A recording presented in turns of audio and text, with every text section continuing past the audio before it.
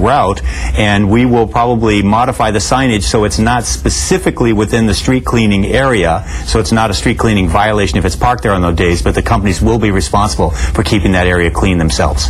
And as for the other half of the partnership, the companies that would be involved, would it be just one company for the whole city? Would you have companies bidding on the opportunity? And by the way, in looking into this, it's my understanding that starting in a new city is usually a money-losing proposition for the first several years.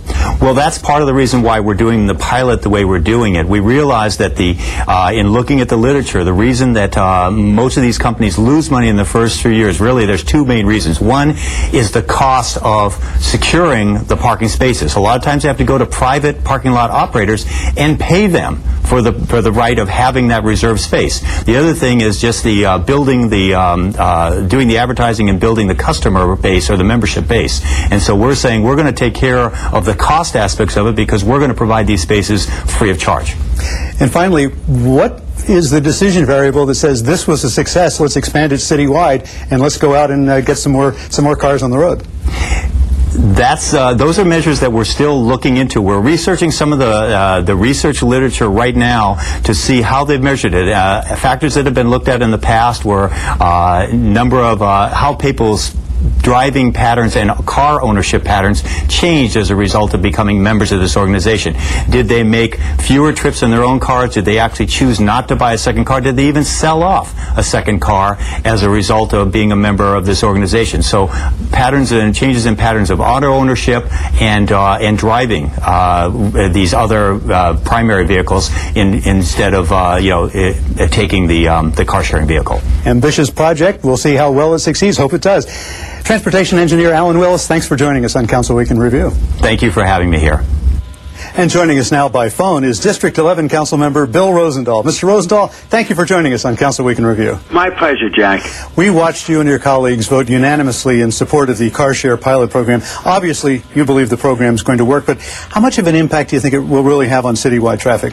Well, time will tell. Every little bit helps. You know, the city's program that we're looking at will be a pilot program. It's a wonderful public-private partnership to make car-sharing vehicles more accessible to Angelenos. You know, car-sharing enables users to rent a car by the hour whenever they need it.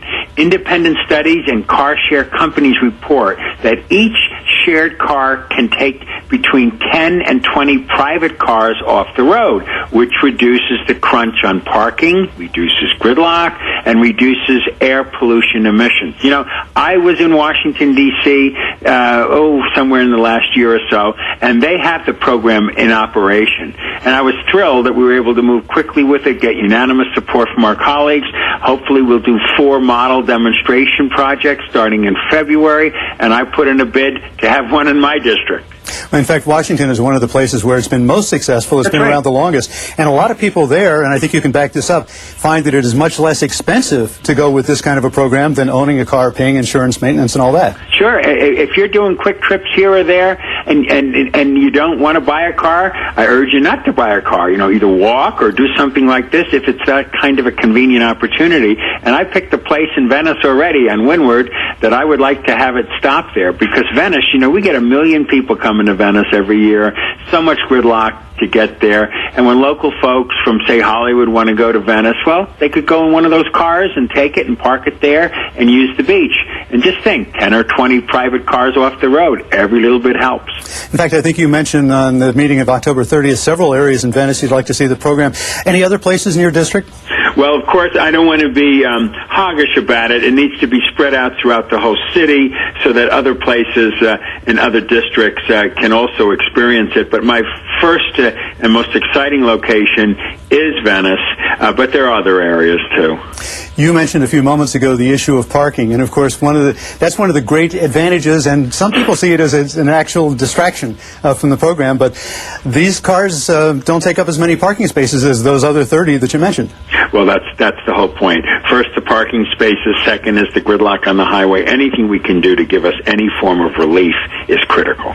And as I understand it, and correct me if I'm wrong about this, it involves picking up a car that's parked in a specific spot, and when you're done with it, bringing it back to that same spot. Sometimes it means that. Sometimes it means you leave it at another spot, and they've coordinated a system for somebody else to pick that up and take it to the next place. Sounds like a very interesting system, and let's hope it works as well as you and your colleagues think. Well, it's certainly worth the try. We're in such paralysis here, such gridlock here. Anything is better than our present condition. Well, obviously, L.A. infamous for its traffic congestion, but there have been some short-term solutions put in place recently as well. You've gotten, for example, some left turn lanes to help with District 11 traffic. How's that working out? Well, to give you the story, a year ago I stood at the corner of Venice and Lincoln, one of the most gridlocked areas, and I announced my West Side anti-gridlock plan. It includes left-hand turn signals, an estimated $3 million I'm putting into that for 32 signal improvements within the district. The monies, by the way, which was a total of $11 million, I found in development pots just sitting there, and I said, my God, if I can pull that out and actually do traffic relief things, I'm going to do it. So to give you a little status of it, we have 4 left-hand turn signals completed. We have 3 turns in construction, 6 left turns planned phase designed to be completed, and 5 left phases under review by DO2. So the rest are in the initial planning stages. Just to tell you how that worked, we did one. I was up in the Brentwood Palisades area just now, a couple of days ago, and cut a ribbon for one that we did up there, and it was with Mandeville Canyon, which was one of my 12 dirty dozen. Finally, after 23 years, I'm told, they've been screaming for it, we took $2.7 million and we ended up putting in a left-hand turn signal. We ended up realigning the construction and widening Sunset Boulevard. We installed continuous left-hand turn, right pocket. We installed new concrete driveways. We put in access ramps, detectable warnings. When I went there to cut the ribbon, there were 20 local leaders from the 3 different Mandeville Canyon associations just hurrahing for some relief, and we gave it to them. I put one at the corner of Bundy and Pico. Everybody knows that's a corner that needed a left-hand turn signal. Well, I did one the other day with the mayor at Manchester and Airport, and I did one before that over at Cantor and Sunset. So I got 4 of them done. Everybody in those particular areas are thrilled, but that's just a part of it. That's the left-hand turn signals. Then I'm going forward and taking $550,000 for what I call Boulevard Master Plan studies of Sepulveda, Olympic, Pico, Santa Monica, and Venice Boulevards to look at what can we do from a master plan standpoint that would include mass transit, land use planning, and streetscape studies. That is another exciting one. The bicycle people, I took $200,000 for bicycle and pedestrian transit plans in our district. Projects that are still under consideration, but moving forward is this Century Boulevard medium enhancement project. The first thing people see when they come to L.A. is Century Boulevard. This is a $1.2 million project that will extend landscaping mediums from Aviation to La Cienega. Then we have the Sepulveda Boulevard Street Improvement Project. This is a huge project in Westchester. $11.6 million is involved in that, and that's monies that's come over the years, and this will affect all kinds of things besides widening things and making it more accessible, mediums, turn lanes, left-hand turn signals, and all of that. And so that's happening. And then you might have noticed the other day the mayor and Jack Weiss and I were on Sepulveda, and we talked about that particular part of Sepulveda from Wilshire all the way up to Mulholland area there, where you go into the Mulholland Tunnel, and we put in a reversible lane strategy that will be completed in a year, and we're widening that, and we're doing more left-hand turn pockets so that the flow from the valley to the other side of the hill in the morning runs better than it has, and then in the afternoon, the reversible lane going through that little tunnel will be 2 lanes going into the valley. So those little things all begin to add up and show what I call immediate relief, and the long-term planning in even my immediate relief are stuff like the Green Line. I mean, I can't imagine, and I still haven't gotten a straight answer on this, why the Green Line stopped a mile and a half from LAX by 1994. They just stopped it, and that was it. And well, I'm putting that back in a real active state. We'll be able to get that green line into LAX as we do the modernization of LAX, which is another good story there. But once we get that plug of a light rail into the airport, all the other dreams of light rail and all the other realities of light rail can hook into that. So finally a person can get off of a plane, get on a people mover, get on the green line, and go where they need to go. So I'm real excited about these projects. Well, I'm excited about it, too, as somebody who has trouble getting to and from the airport. All that going on, and you haven't even mentioned smart crosswalks. Well, they are absolutely smart. I mean, I'm working on one right now on Abbott Kinney Boulevard. We have a few already in the district. And, you know, I think one thing that happened just kind of real quickly, we're at red lights where you see now it times out, says 10 seconds, 9 seconds, 8 seconds. It even gives a motorist a sensing of the light and what status it's at. That's part of the synchronizing of the lights program. You know, the governor was here the other day. $150 million is going into that, and we'll end up having all of our lights synchronized in the city. So you get them synchronized, you get in your smart walk, you get in your left-hand turn signals, and wow, that is relief. Of course, you also sit on the Budget and Finance Committee, and as long as we have a chance to talk with you, major issue in the news lately, the telephone users tax, the TUT. How important, in your view, is that in terms of services to the residents of Los Angeles? It's as critical as it gets. This has been a part of our budget year after year. I don't think our listeners and viewers know that our budget of $6.7 billion, there's roughly $300 million in that budget that we on the City Council can actually make policy decisions on it. The rest is fixed. It is fixed by lots of things, police and fire and employees and health care. Well, and debt service, too, of course. And all of those things. That's right. You add that all up, we have about $300 million that we can work on in specific ways.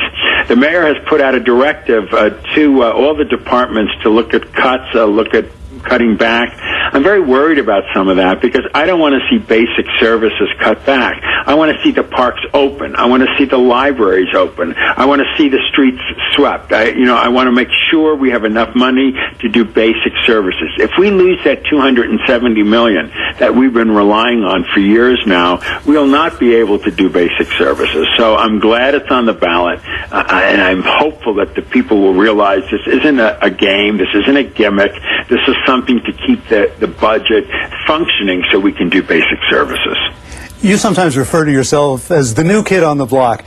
Are you having as much fun as a council member, as much fun as it sounds like you're having right now? Oh, I really am. I mean, I've been a television guy. I did 16 years of television. I've been a cable executive for 22 years. I mean, I've been in the private sector, and as I was hitting my 60th birthday, I said, what next can I do in my life? And I said, why don't I run for office? And I actually won 2 days after I turned 60. So at this point in my life, it's so exciting to be 62, every day learning new things, every day being able to feel you can make a difference in people's lives.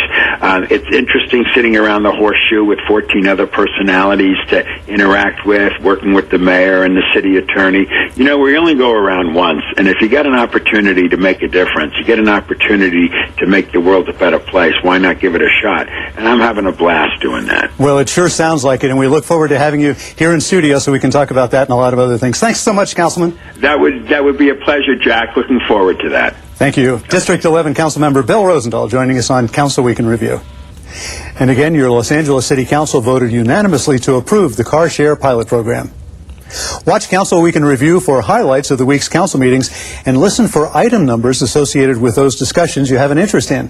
Then go to the World Wide Web and listen to those discussions in their entirety using the new City of Los Angeles Video on Demand feature. Visit the city's website at lacity.org and just follow the instructions on the screen. Now, if you have suggestions or comments about any of the programs you see here on Channel 35 or would like to receive a free viewer guide, call our viewer hotline at 213-473-3978. And remember, you can watch all Los Angeles City Council meetings live in their entirety on Tuesdays, Wednesdays, and Fridays, beginning at 10 a.m. On Sundays, you can watch the replay of all the week's meetings, also beginning at 10 a.m. Well, that concludes our program for the week ending November 2nd, 2007. On behalf of Ephraim Monavat and everyone here at Channel 35, I'm Jack Popejoy. Thank you for watching, and please join us for the next Council Week in Review.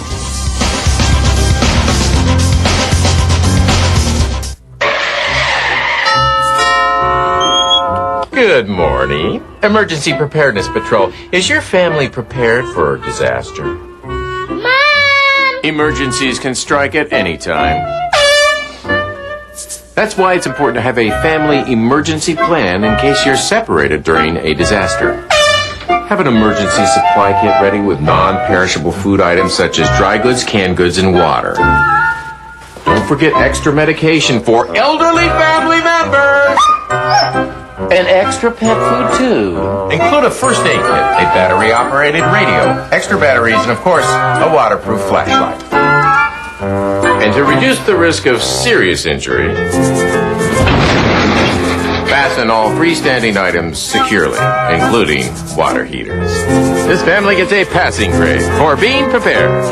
Emergency preparedness. It's an LA thing. Our great city of Los Angeles has a rich and vibrant history, and the Los Angeles City Historical Society makes this history come alive with lectures and special events. Hello, I'm Councilmember Tom LaBonge in the 4th Council District, and I'm a member of the LA City Historical Society, and you can be too. To learn more, visit our website at lacityhistory.org or phone us at 213-891-4600. And I thank you, and let's continue to enjoy and love Los Angeles.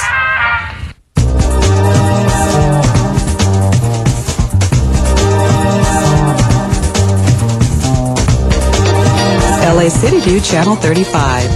Your city, your channel. Come to Hollywood Santa Parade, Sunday, November 25th at 5 p.m. at Hollywood and Highland. Call 866-PARADE-1 for more information.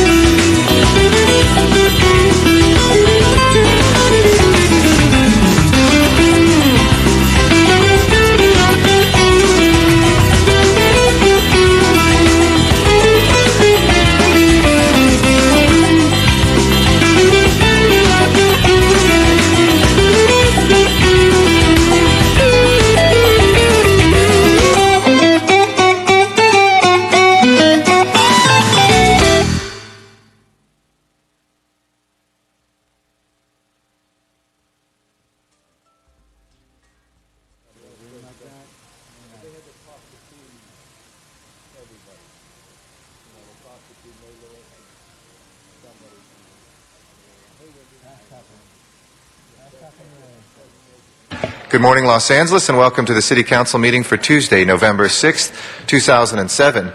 We are in the John Ferraro Council Chambers at City Hall, where we meet every Tuesday, Wednesday, and Friday at 10 a.m. I want to welcome our viewers on Channel 35, LA City View, which broadcasts these meetings live throughout our city's cable system and rebroadcast them in the evening. We're also available online at lacity.org, where we have live streaming webcasts of all of our council meetings.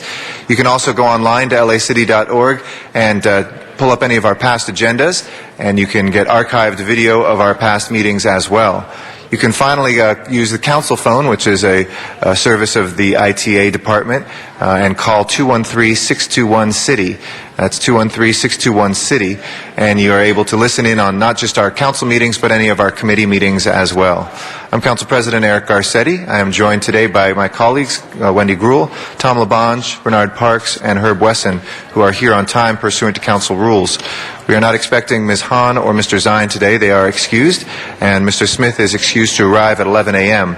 All other council members, pursuant to council rules, must be here in their chairs at 10 a.m. That means that council members Alarcon, Cardenas, Huizar, Reyes, Rosendahl, and Weiss are late. We need them to come down as soon as possible. We have 15 members of the City Council. Two-thirds constitutes a quorum, so we're waiting for 10 members to be present. We have council members Gruhl, LaBonge, Parks, Perry, and Wesson, as well as myself, 6 members, and we are waiting 4 more. In the meantime, we commend to you the council agendas, which are available online 72 hours in advance at lacity.org or in person at the city clerk's office here.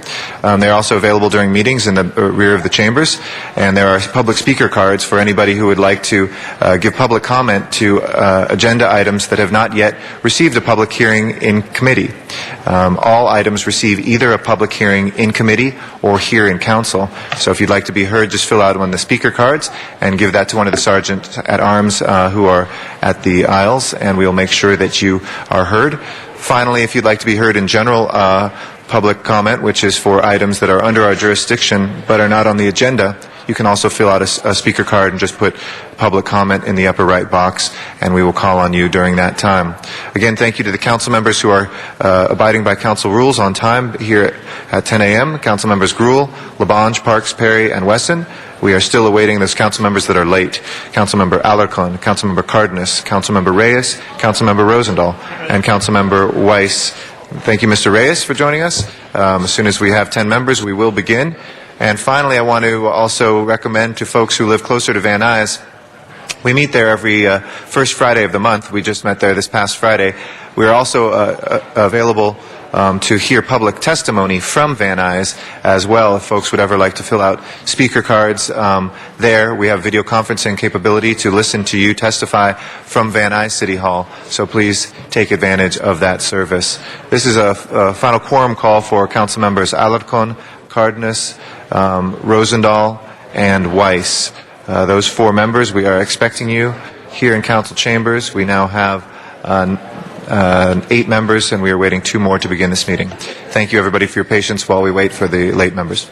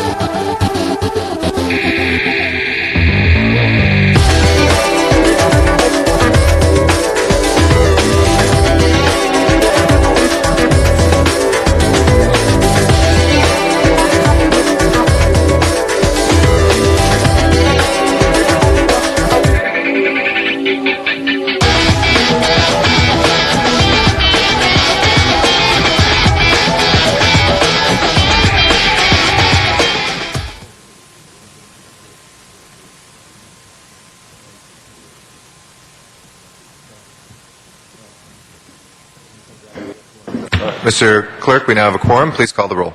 Alarcon, Cardenas, Gruel, Hahn, Weezer, Labange, Parks, Perry, Reyes, Rosendahl, Smith, Weiss, Weston, Zine, Garcetti. 10 members present and a quorum, Mr. President. First order of business, please. Approval of the minutes. All right. Ms. Perry moves. Mr. Reyes seconds. Without objection, those minutes will be approved.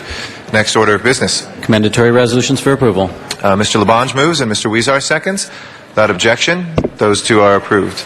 Next order of business. Mr. President, this is Tuesday, and there is a flag salute. All right. Mr. Wesson, since you were the first here, would you be kind enough to lead us in the Pledge of Allegiance? And can I ask everybody to please rise in council chambers for salute to the flag? Mr. Wesson, if you would be kind enough to lead us.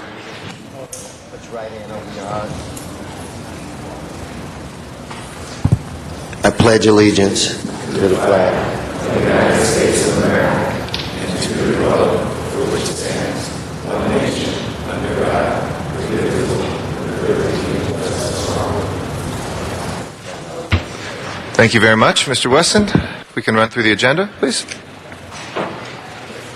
On the regular agenda, items 1 through 4 are building and safety assessments, notice for public hearing, and there is a request to continue item 4 to January 9th, 2008. Colleagues, is there any objection to continuing item number 4 until January 9th, 2008? Seeing none, that will be the order. Colleagues, any specials for items number 1 through 5? Actually, that'd be 1 through 3. 1 through 3 first? Anybody wishing to call those special? If not, let's go ahead and take up 1 through 3. Please open the roll, close the roll, and tabulate the vote. 11 ayes. Those are approved. Next item. Item 5 is a street vacation item in Council District 9, notice for public hearing. Council should close the hearing and instruct the city engineer to proceed. Okay. There are no public speaker cards on that, so we will open and close that public hearing and instruct the city engineer to proceed without objection. Please open the roll, close the roll, tabulate the vote. 11 ayes. That will be approved. Next items, please. Items 6 through 9 are items for which public hearings have been held. Okay.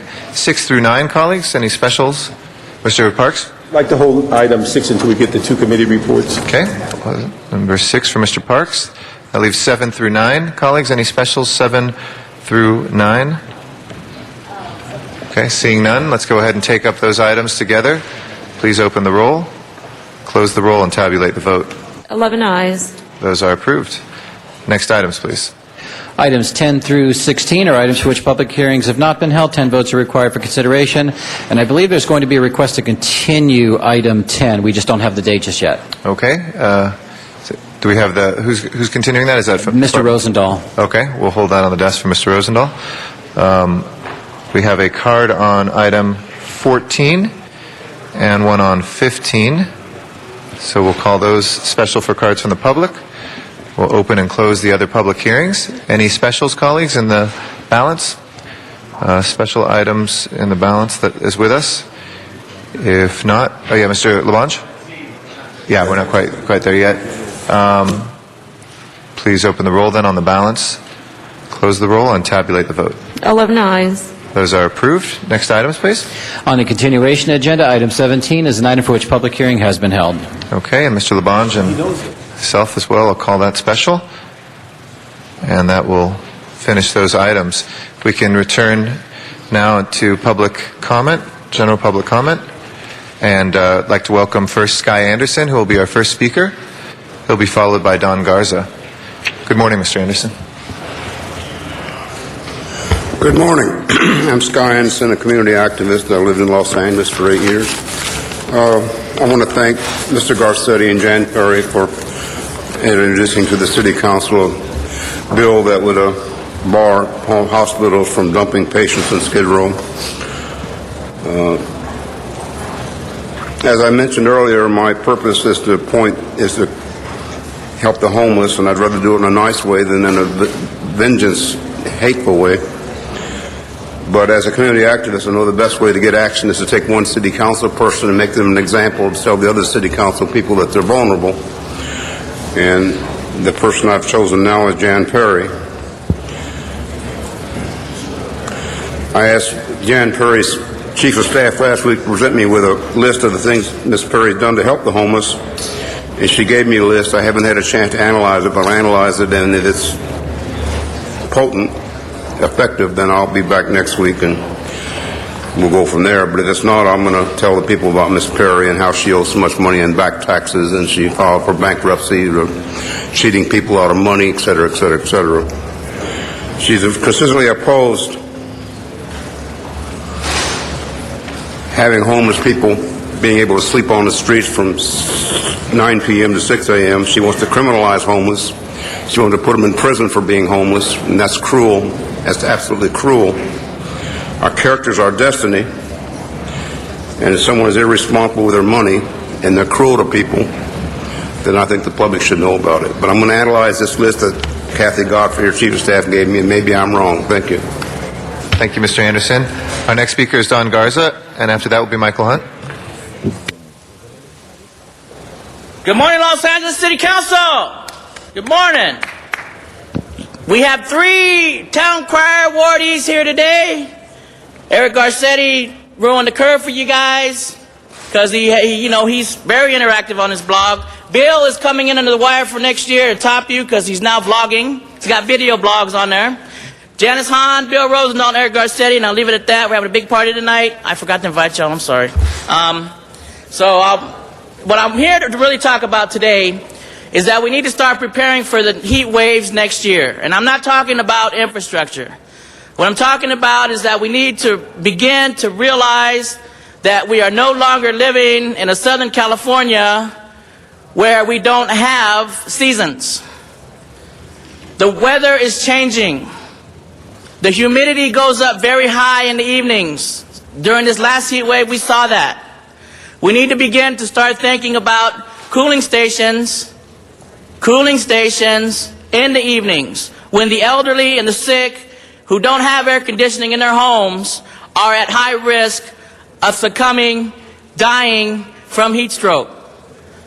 I'm going to begin the process. I'm not sure what committee I need to go to, but I'm not going to get caught with my pants down next year and have my neighbors die because we waited till the last minute.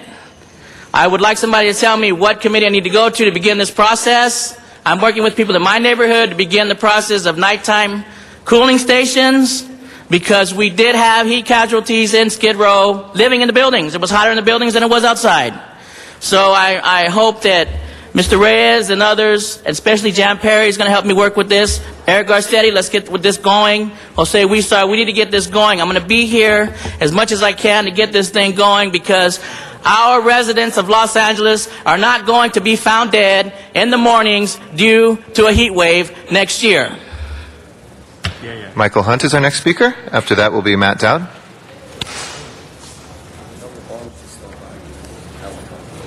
All right. Do I have all the council guys' attention? We got some people over here arguing in the corner. That we can stop that and get protocol going. Actually, I'm Michael Hunt, and I've been coming down here for the last 2 years. I've been talking about 4215 and the constitutionality of it. As we do now and as we see it, it's unfit to be real. The city attorney has brought on more than he can handle from both ends down here at City Hall and over here in his city office. We have a council guy who really needs to take action and come to the meetings and come to the court proceedings so that he can see and hear what Judge Dean Pragerson is saying instead of asking about what he's saying. You know, hands-on is the best council person you can have, especially when it's due to a city of constituents. I can't emphasize that structure, being hands-on, actually hearing for himself what the judge is saying, that the best thing you can do is nothing. And then he doesn't have to take anybody else's advice. He would take the advice that I gave him when this bill first started. So if he's listening, and if he's up there sitting with the president, he would come over to the courthouse and really listen to what Dean Pragerson is saying and how he's saying it, and not take it secondhand information so that you could really understand.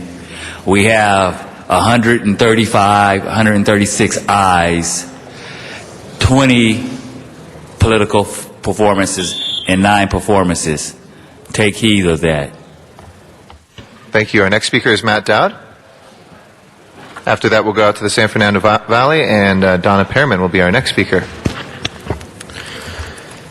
Yes, thank you. I'm stepping into the political speech zone. This podium right here, I've got the buttons. Here they are. Now, I got to tell you, Mr. Council President, I was there at the committee meeting when you denied me public comment on the rules of decorum. So yeah, I'm well aware of them. So I don't need to be interrupted at any point during my political speech. When you know I'm well aware of the rules, so I'm choosing to use words that are protected. Now, I was born in New Zealand, and my relatives fought alongside Americans in a lot of wars, including the Pacific Theater, the Korean War. We airlifted supplies to West Berlin when the Russians blockaded. We're there in the Gulf War, fighting for the things that you're trying to subvert. Now, if your city attorneys recognize pure political speech and they're making the whole Venice Boardwalk political speech, believe me, I'm going to be having my political speech. And it will involve you and your family with that corruption thing that Janice Hahn and her Board of Revered Powers had to deal with that day, because your dad and the Ethics Commission. See, I can talk political. I got all kinds of political speech. So I'm choosing my words. So don't interrupt, anything I want. You bring in the Armenians in here. That's political speech, right? Our next speaker is Donna Pearman in the San Fernando Valley. After that will be Miriam Fogler. Yeah, to the public, sorry, I'm about the cell phone when I let it ring. I heard the city council on the council phone on Friday. Mr. Garcetti, you sound handsome. I miss my 2 favorite councilmen, Garcetti and Rosendahl especially. I'm sorry, I miss meeting Councilman Garcetti. He made it Van Nuys. Will it be Van Nuys for long? I wonder. I used to live in Van Nuys. Now it's called Lake Balboa. I signed to change the name. Now I see the name changes are really rather silly. I hope you are not changing the name to bring in the CRA. There are issues that are more important. We need to stop raising more taxes for the property taxes. I'm against parcel tax. We don't need higher property taxes and rents. The phone reduction is not a reduction. It was an illegal tax. Tax would go away. Now you're adding 9% phone tax. Votes, don't vote for it. Don't vote for it. It's deceptive and wrong. I'm against any CRA project. They're stealing our money. Zuma Dog will come back, by the way. And he'll bring down the Grand Avenue projects. CRA is not for our interest. They're for their own interest. I'm against having a Christmas parade. It's against church and state. Just call it the Hollywood Holiday Parade. Just put some Jewish and Muslim floats. Judaism has done a lot for everyone and deserve a big part of our expensive parade. And let's see, I just want to say about the city employees, I think the raise that they got, I know the papers are saying it's a fantastic raise, but it's not. A little 2 to 3% is practically just bare minimum, and it's not even going to be an increase because all the utilities are going up, and they're not going to end up seeing it. Federal employees won't end up seeing theirs, and the city employees won't see theirs either. We got to work out so that the utilities are not eating people out of the house and home. Thank you. Thank you very much. I'm sorry, we were hoping to see you in Van Nuys as well, but we'll be back there next month. And it is, as a point of information, the Hollywood Santa Parade this year. Our next speaker is Merv Evans. Good morning, sir. Could you ask your Sergeant of Arms to take this package in? Sure. Councilman Garcetti, I want to tell you, under even the most trying and difficult situations, you are maintaining 1,000% professionalism. And more and more you're doing better and better. Let me indicate to you, and I'd certainly like Ms. Hahn, Ms. Gruhl, and Ms. Perry to pay special attention. I really would like the Library Commission, the Police Commission, and the Fire Commission to join together and install child abuse phone hotlines at every city library. And we might even consider adding child abuse hotlines at our parks. Crimes against children, 200,000 crimes against our children is ridiculous. We need to use a force multiplier. There shouldn't be one single employee, Mr. Weiss and Ms. Gruhl, that isn't properly trained in abuse child identification. There shouldn't be one employee in the entire city that can't identify those indicators that indicate that a child is being a victim of a major crime. Clearly, we can do better. We should do better. There's no ifs, ands, or buts about it that some parents in this city are in crisis. It should not be a 3-day, 4-day, 5-day restriction. If any child's in crisis, we should be able to allow the parent in crisis to drop the child at a police station or a fire station and then move that child on to protective services. I do not want a hotline, and maybe we might be even doing better with a video link between the library or the park and our detectives in the child exploitation unit. I do not want a hotline that leads the child to nowhere and leads the child to no protection. I believe under your extremely diligent leadership that we can make this city safe for our families and safe for our children. But children are victims. We can do better. Your friend Merv Evans. Thank you very much, Mr. Evans. We'll make sure that gets circulated to everybody. We appreciate that. That closes our general public comment. We can take up items called special. I'm sorry, before that we've had a request from Mr. Rosendahl to continue item 10 until November 20th. Is there any objection to that? That would be 2 weeks. If not, we will continue item 10 till November 20th. First item called special, please. Item 6 was being held on the desk for the committee reports that have now been circulated. Okay. That have not been circulated or that have now? They have been circulated. Okay. They have now been circulated. So I know Mr. Parks called that special, pending those reports circulated. So, Mr. Parks, the floor is yours. Or do you want to wait on it to see? Okay. All right. Let's take up then the next item while we are looking at that. We'll hold that on the desk for a moment.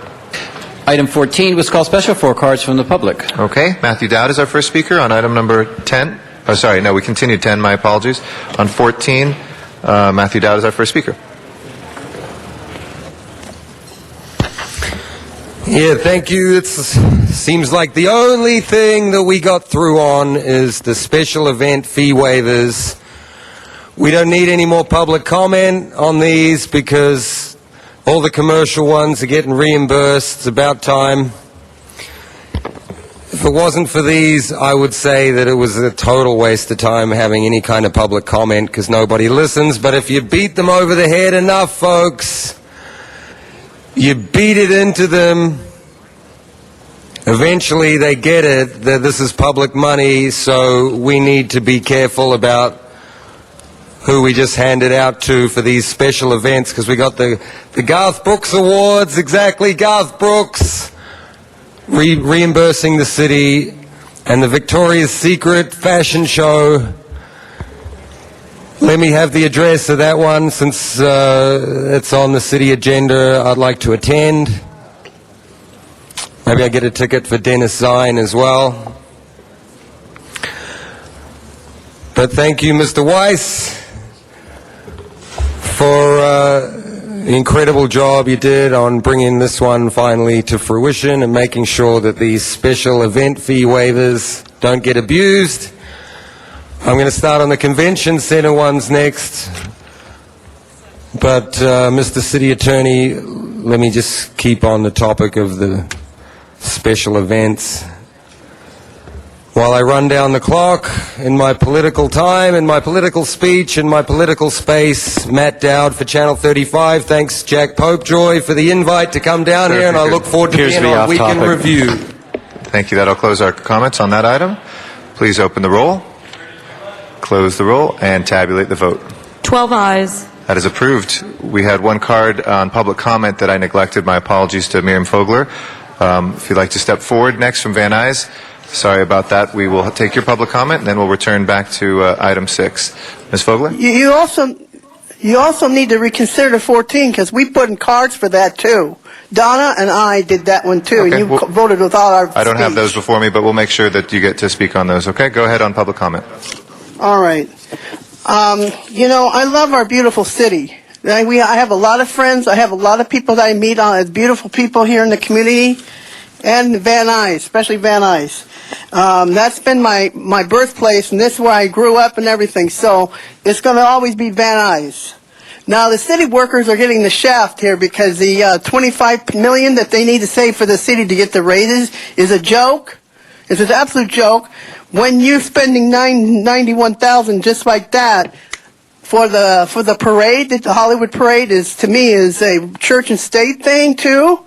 That public money, $91,000, should go down to the services that you're threatened to cut services if we don't put the modern communications tax in. And then putting this $25 million on the city workers is a joke. I'm sorry that they worked very hard to get the contract, a pretty good contract, but that one part in there is something that I feel that there's not enough that the city council here around the horseshoe is doing enough to save money. They're spending more and bringing in less, because obviously you're getting your cost of living increase every year from the municipal under H. And you're not realizing that the CRA workers who are in the unions, they're shooting themselves in the foot because the CRA is taking the property taxes away from the city that provides fire, police, and all the services, streets. It's also paying for your job at the CRA that the city's paying, because and this has been like this for since the city was founded. It's based on the property taxes. So I would appreciate that we go back to that, collecting the property taxes from the CRA. Thank you. We will vote to reopen number 14, if we can do that. Please open the roll on reconsideration. Okay. On item 14, please open the roll, close the roll, and tabulate the vote. 12 ayes. Okay, Ms. Fogler and Ms. Perriman, if you'd like to give us your comments on item 14 now. And I know you're going to rubber stamp it. You rubber stamp everything. Everything's a yes vote down here.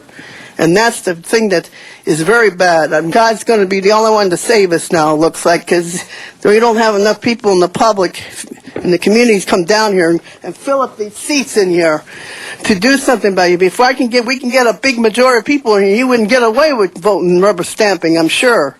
So, what's the problem is that you think that you can go ahead and pay for all these special events and then think that the public has to make up the difference so that you can keep spending the money. These people have ways to raise money for these organizations. You don't need to be taking our feet. I don't like what Matt Dowd said, that we have no right to have a public comment. We have to speak about this. This is our public taxpayers' money. And this is probably coming from property taxes. And you're taking all the revenue that's supposed to be coming in from property tax to pay for this special events. And this has got to stop. And, I'm just really, really upset about this because, you're not getting enough revenue to pay for all this stuff. And it's going to really be bad because, the city workers are not going to just sit back and give you $25 million in savings to go ahead and use it for special events fees. Come on now. We need to put that on you. You're you're supposed to be responsible for that. Since you are the executives here, you treat the city like a business instead of like a public service. Because after all, this is acting like a business. Doing all these special events, this is like a business. You're acting like business people instead of, acting like a public service should be for for the people of the city here. And this has got to stop. This is an absolutely ridiculous thing that you're doing with your, acting like this. You need to be saving our taxes and the property taxes, not giving it to CRA and the Thank you and very the special much, Ms. fee. Fogler.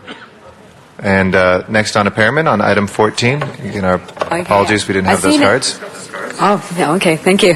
Anyway, I saw a show where the person comes over there and helps people with their debt. Maybe they should go down to, that lady should go down to the city council and city and teach the city how not to spend money that they don't have.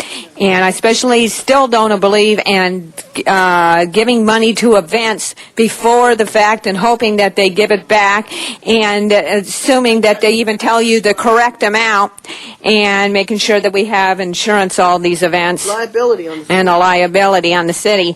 And I see that we just can't afford all these events. With $9,000 for an annual international marketplace, that's an awful lot high amount on that. Even though most of them are not as high, if you add them all together, we can't afford it. And here you're asking back for cutbacks, and people do with less. I think that maybe the city can do with less. And even though I realize it's close the roll, tabulate the vote, 12 ayes, I'm still against these fee waivers. Please vote no on the fee waivers. Stand up like Ernie Bernardi. We need to stand up like Ernie Bernardi. We need another Ernie Bernardi to fix the city. Thank you very much, Ms. Perriman. On item 14, colleagues, we'll now take a vote again. Please open the roll, close the roll, and tabulate the vote. 12 ayes. That is approved. Thank you. We'll return to Mr. Parks on item number 6. Thank you, Mr. President. We'd ask that both the ITGS and the Budget and Finance reports be adopted. Okay. Without objection, we will take that motion. If we can please open the roll. Nobody else wishes to be heard. Close the roll and tabulate the vote. 12 ayes.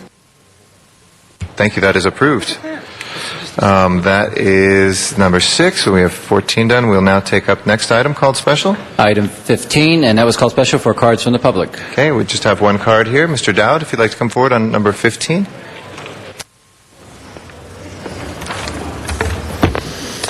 Yes, thank you. I'm not sure if I'm allowed to address council members Perry and Parks.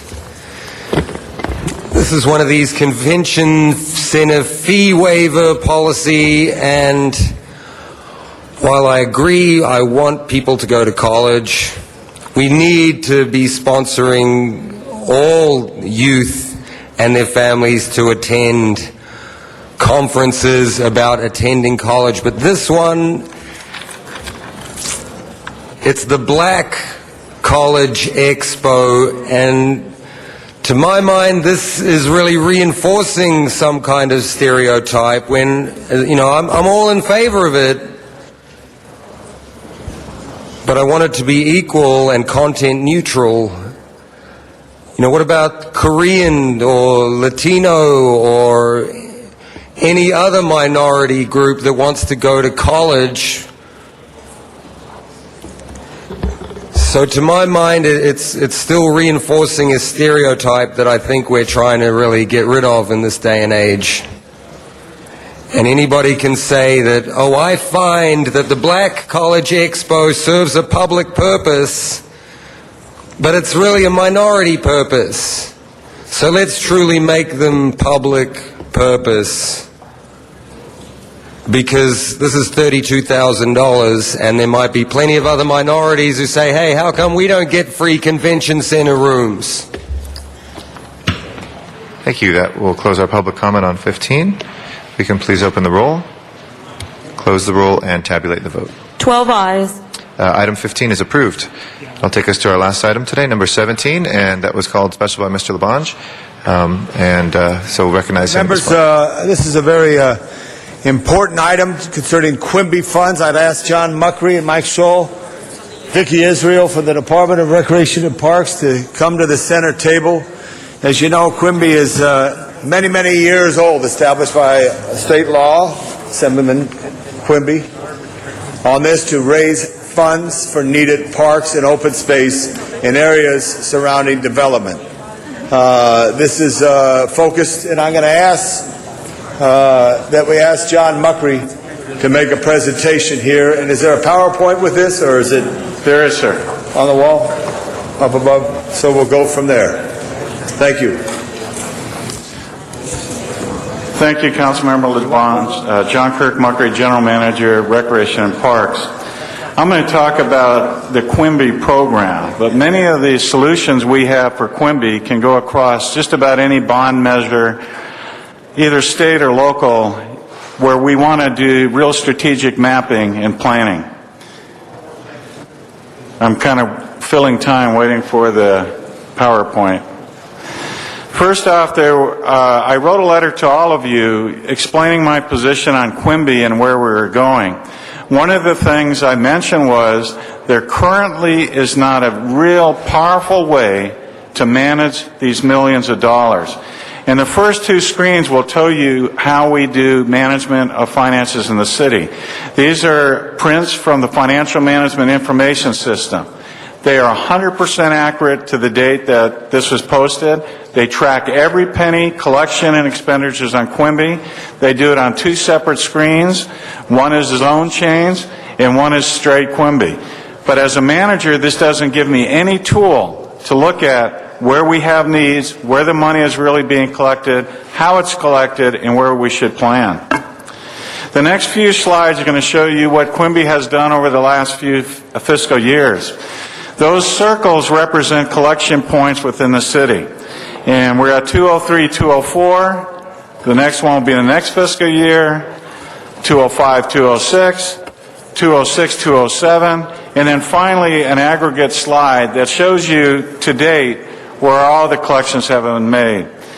This is from GIS technology that we did not have before. This type of mapping within the Department of Recreation and Parks had to be done manually. And I have people like Camille, Susan, and Vivian. 3 people have been managed hundreds of millions of dollars in collections, doing nothing more than an abacus, a protractor, and a map.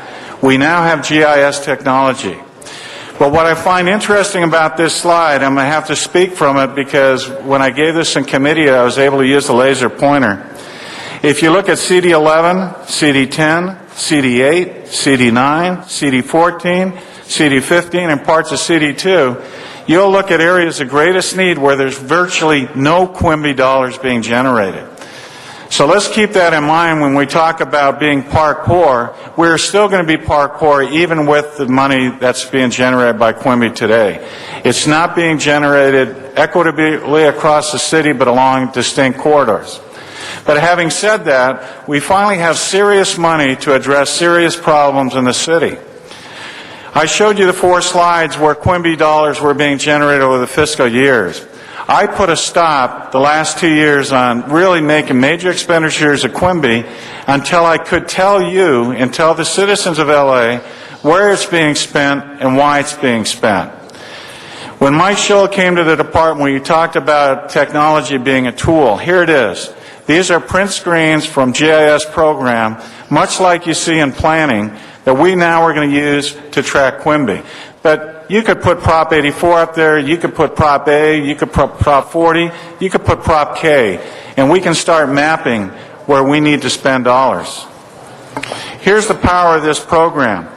This is a real site in Council District 4 on Cahuenga Boulevard where we are collecting Quimby dollars.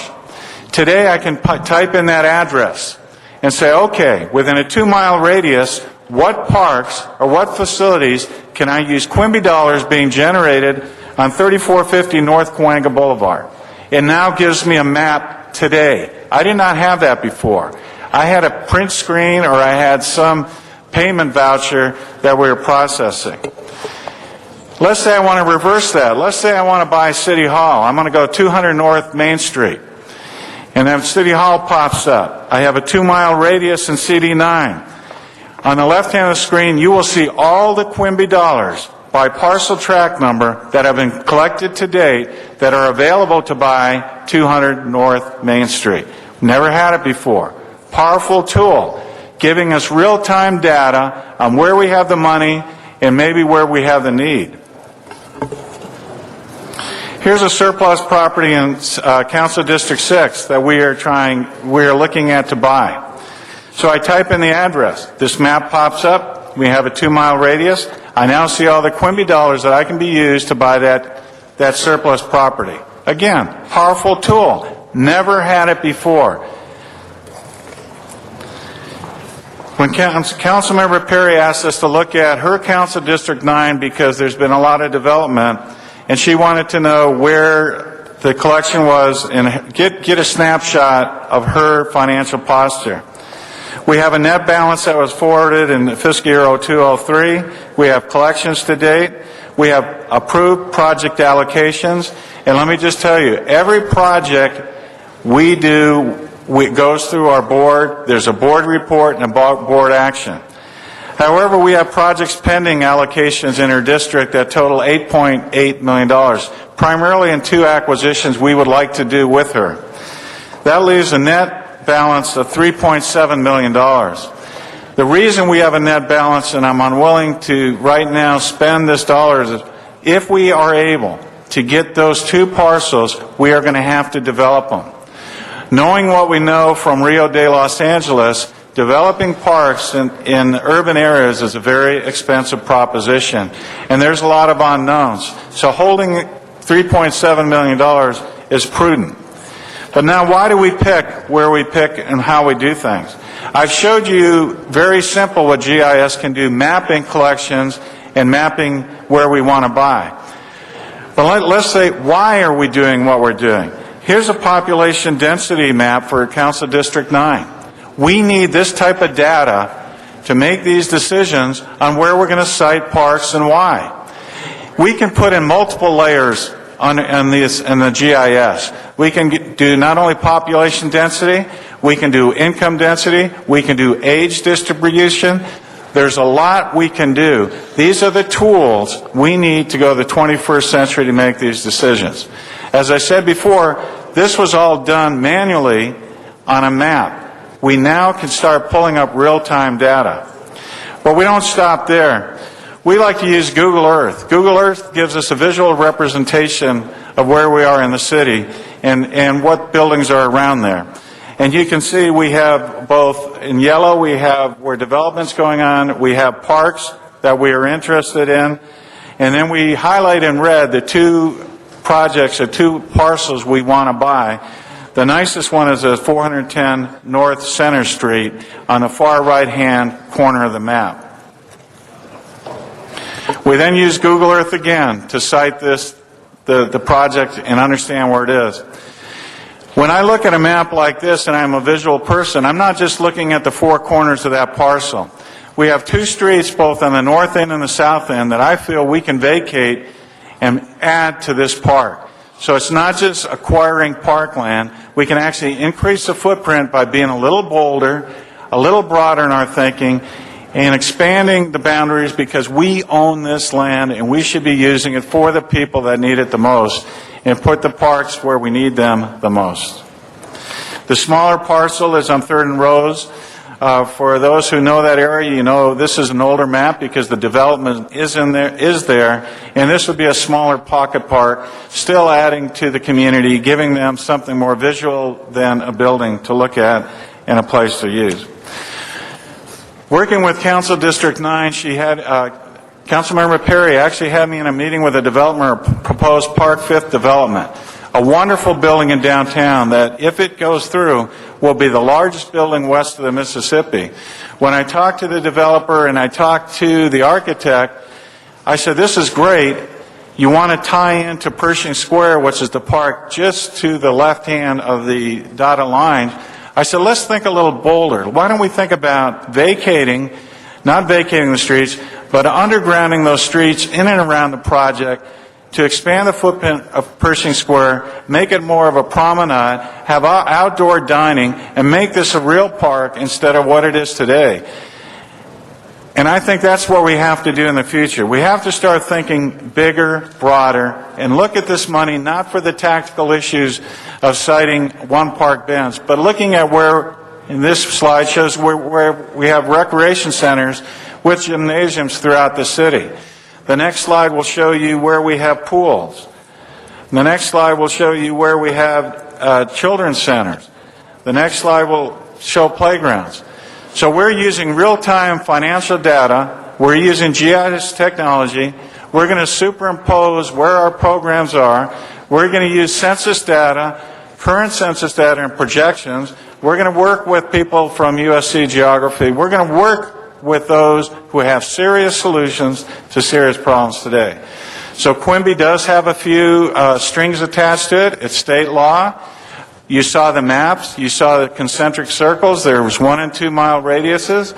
I think we should be looking at the Quimby, how it's implemented, because quite honestly, we finally have the ability now where Quimby dollars are being generated to make a bigger impact, to put a footprint on the city for the next 50 years. So that's my presentation on Quimby, what we're doing. We're bringing in real technology today. Thank you, members. I'd ask Ms. Carey from the CLA's office, who's the liaison official. You can go on the side chair. Just to explain historically Quimby, historically how you have tracked it, and what this various council action has caused to try to add more transparency to what is this program. Tricia Carey with the CLA. The Quimby is a state law that basically provides for the dedication of parkland or a fee with the purpose of offsetting impacts of residential development. So the fee or the dedicated land must benefit the residents of the development. But if let me ask you just a technical question. If I'm building one house on A Street in Los Angeles, I pay one fee.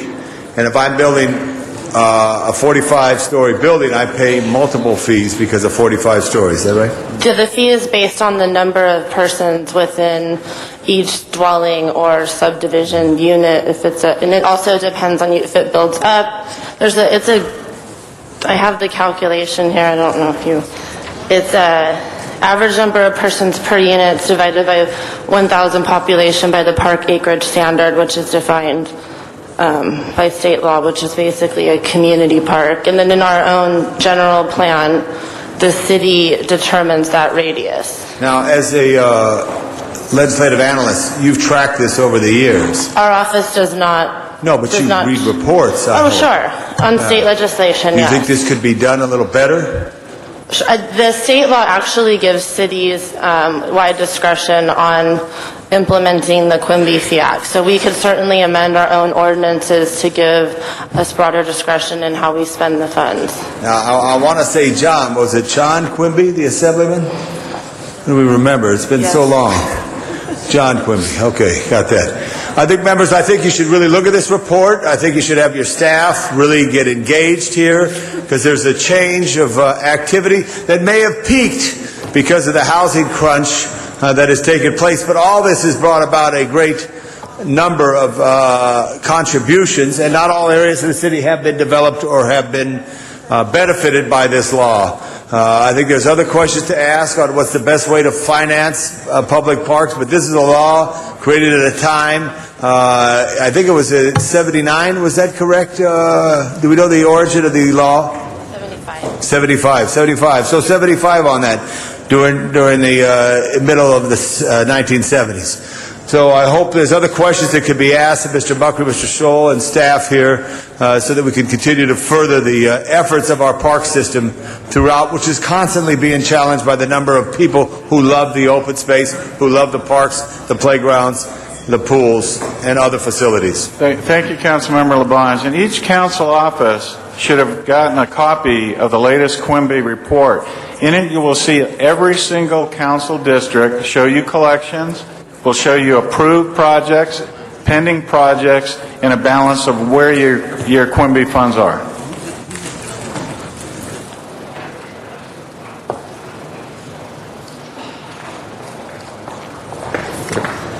Mr. Garcetti.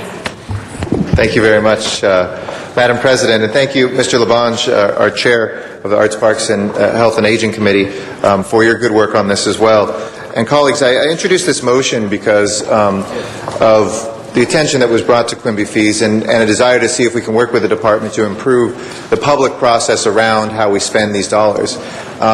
In fairness to everybody, parks are difficult things to buy land for, to site, to plan. Construction costs go up. To develop in this town, whether it's a park, whether it's a building, whether it's a hospital, whatever it is not an easy business. That said, I think we can do better, and it's my goal through this motion to see what we can do to go better. And we've heard pretty clearly from Rec and Parks that they don't have the staff resources always to keep up with the fees that are being paid by developers in recent years with the housing boom that we've had. But coming from one of the park poorest districts in the city, I think second when I started, at least only to Mr. Wesson's district, about 0.4 acres of park space for every 1,000 people, it is unacceptable to me in general terms, in collective terms, to see so much money going unspent. We know how quickly the price of real estate, the price of park development goes up each year. And it seems clear that council offices and communities where these Quimby dollars are being raised don't have the information that they need. So I want to thank you for getting us towards that goal, but I still think we have a long way to go. We had been waiting for months in Council District 13 for updated Quimby fees. The information we had was 2 years old, and it didn't include the fees that were collected in the midst of the housing boom that we're experiencing in our district, which is precisely when we need to be as aggressive as possible about open space, because there's a lot of housing developers that want that space too that we're actually competing against. And we can't make those informed decisions about our district without knowing exactly what those updated numbers are. When you look at the recent process of allocating Prop K dollars, competitive dollars that is, in which community appointees in the central region negotiated amounts as small as $50,000 or $100,000, it's truly a shame to see these larger amounts of funding sitting unallocated and depreciating. And so in the short term, I would say we need to look at providing more information about the Quimby available, and that's why I asked for these quarterly reports. We'll work with you on staffing, but quarterly reports are something the public can read, something that we can know in the council offices, and I think we were more on top of our Quimby fees than many just because we kept, asking the department, tell us what those numbers are. Prop K involves a very public RFP, a community-based allocation process, and project management resources. So overall, this structure, I think, has been quite successful, not only in building new parks, but in building coalitions around parks.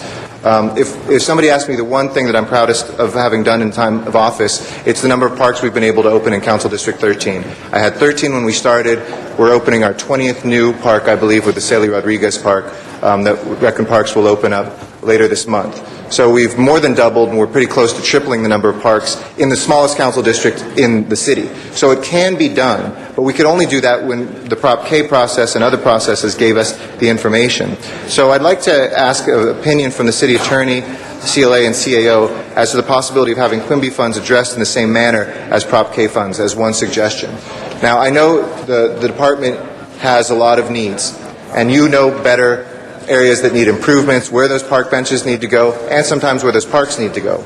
But the community and the users as well, I think, have a lot of wisdom, as well as council offices, about the things that we need to do. So a collaborative process that opens that up, I think is better. So if you could get a report back as to the legality of that or what sort of structure might achieve, I don't want to cut the department out because I don't want you to think that this turns it into a completely outside City Hall process. It has to be a balance between those two, where we get the good input from you, but we also, all these community groups, whether they're neighborhood councils, neighborhood land trust, whether it's groups like the moves that some of our Santa Monica Mountains Conservancy, or Authority rather, the Los Angeles River Authority that'll come about, those have a lot of members of the public that are engaged, and we need to engage them on Quimby fees and on siting as well. So if I could have that report back, I think that'll go a long way.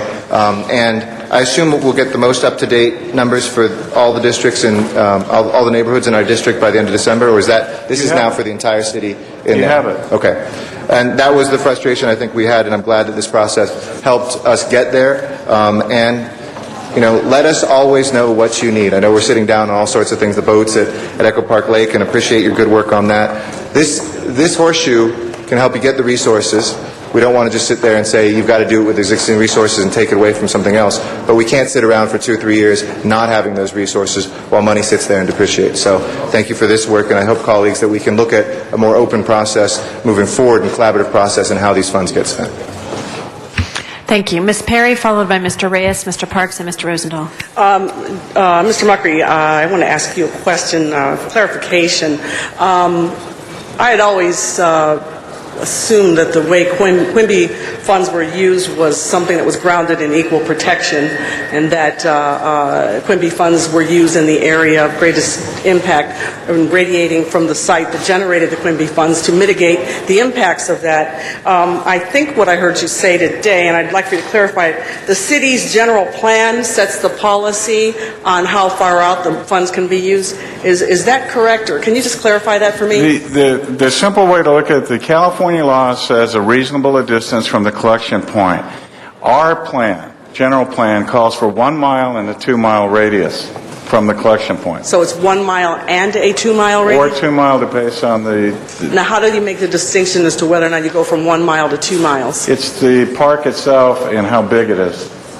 So say if it was a regional, I guess what, a class park, well, how far out would you go on that one? 2 miles for a large regional park. So is there some threshold you cross? Can you hold my time? Was I?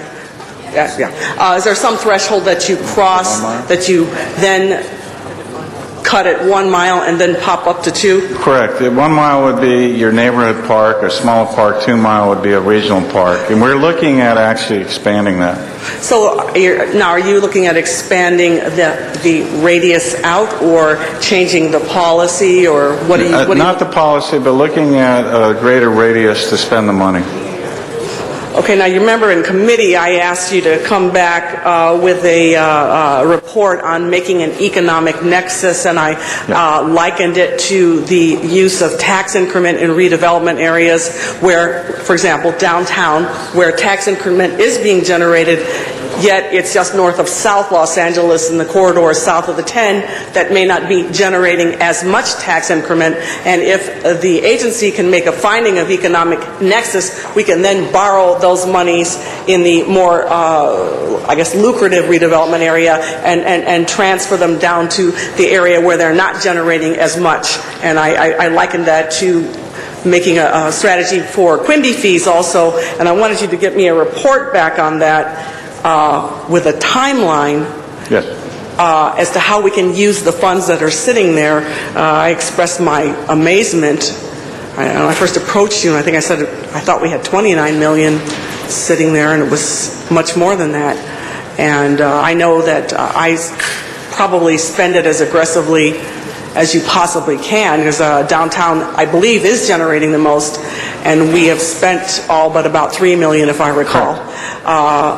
But you know, we're still trying to move it south, and I need to know how quickly, you know, you're going to be online. And this GIS is nice. I think I mentioned to you that USC had already done all this work, and you indicated that you had incorporated much of their... You didn't incorporate it, or...? No, USC's looking more in corridors for wildlife corridors and other things. No, they did a park core study. I've been working with Dr. Jennifer Wilkes on this, and we're going to be much more detailed in her report. But they did do a park core study like 3 years ago? They did a mapping study of certain council districts, parks, specific parks against Ventura County. Okay, and it was mine and Mr. Reyes, I think, was in that study.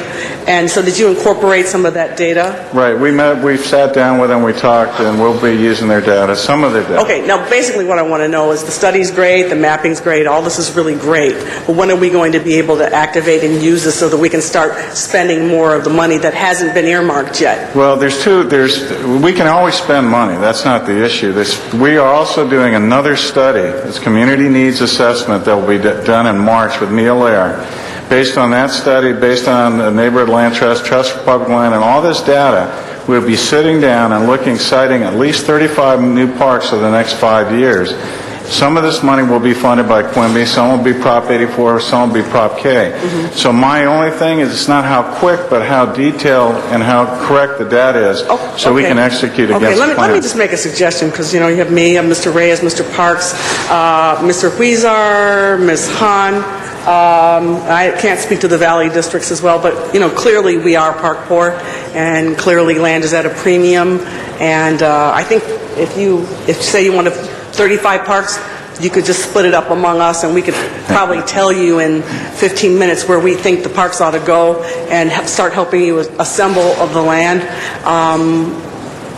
Is there any way that... You know, the research is great. I think it will affirm what we could tell you anecdotally, just based on our, what are we going now, 6 years of representation? 7 years of representing our areas in the odd-numbered districts. And we could, I'm sure, cut to the chase and help you now. I guess I'd like to make a motion, if I can get a second on that, to give you a first-cut list from the districts that I'm fairly certain are in the greatest need, mine being one of them, the 1st, the 14th, the 8th, the 15th, 13th, right now.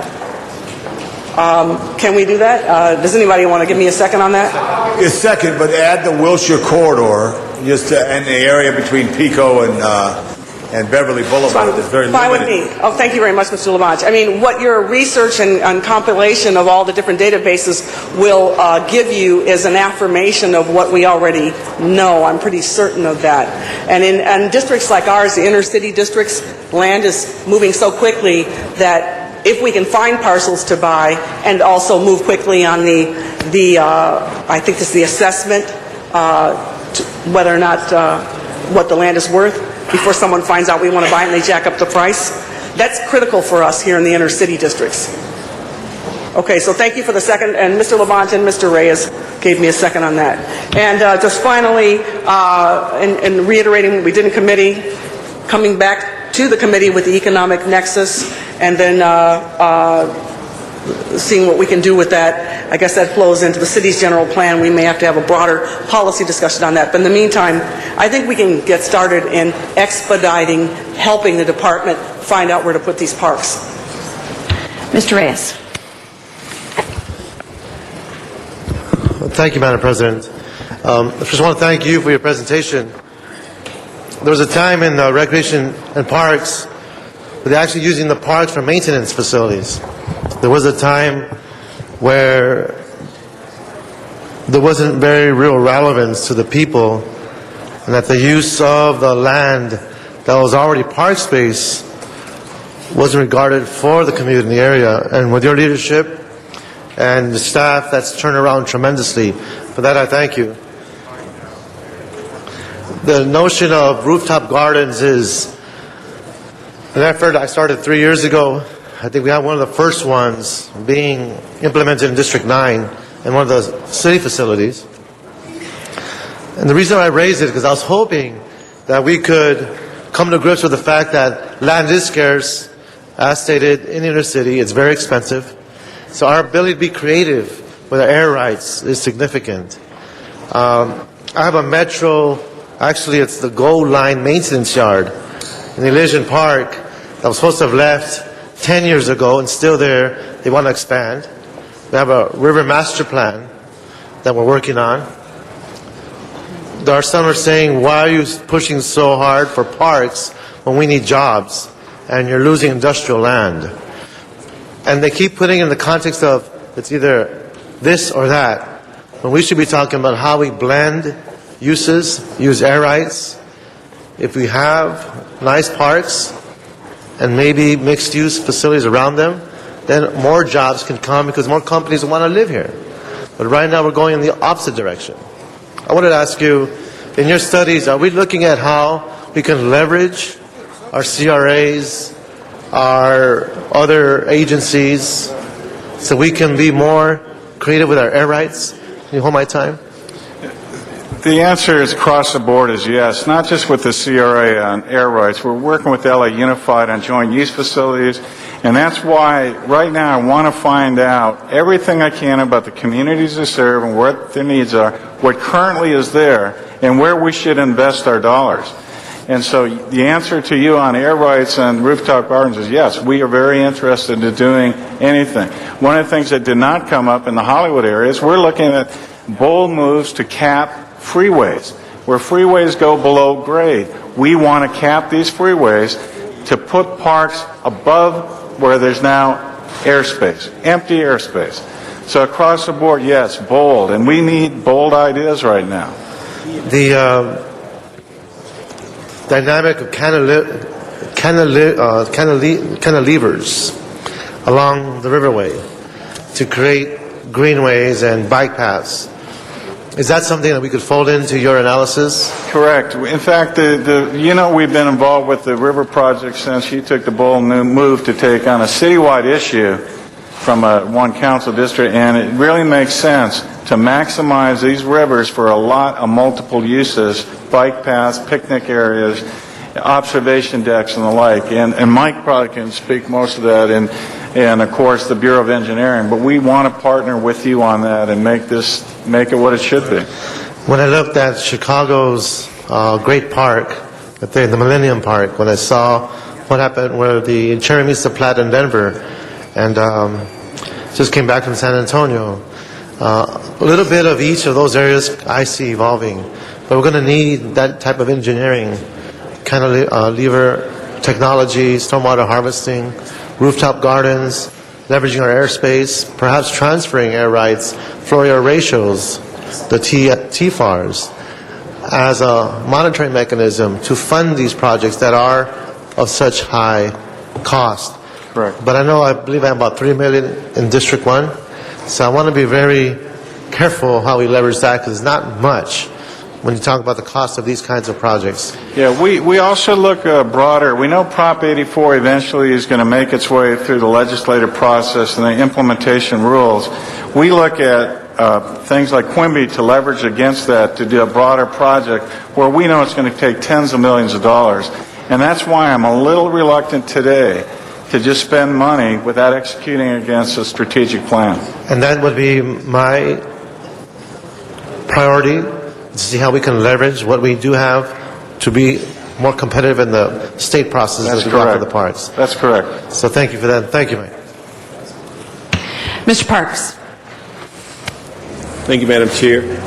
John, I want to thank you for this report, because it certainly gives an indication of the areas that are development rich. And one of the things that I would like to make sure that, in fact, we were laboring on the idea that there was some direction from the state law that identified the distance, but it appears that's imposed by the city of LA.